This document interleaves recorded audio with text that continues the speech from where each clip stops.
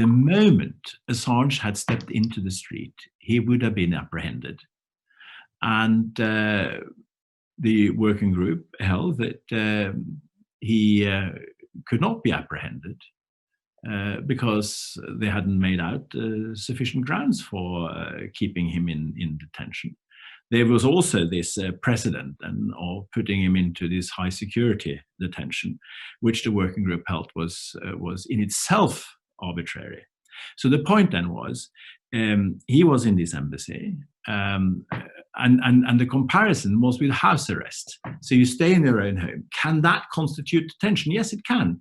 The working group held that for political leaders. And then I mentioned the instance of something which wasn't a formal house arrest, but an actual house arrest with the wife of the Chinese Nobel Peace Laureate, who then had no means of communication. And the moment she stepped into the street, she was then surrounded by agents of the state in suits, who then made her return to her home, her flat.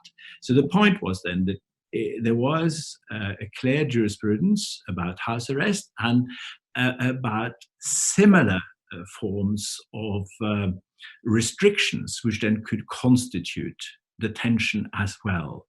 And so again then, Assange is in the embassy. He's free to step into the street.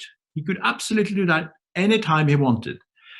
As those who were there or read the newspaper stories, there was a constant police presence. He would have been apprehended. What would then happen to him? He would be put into prison.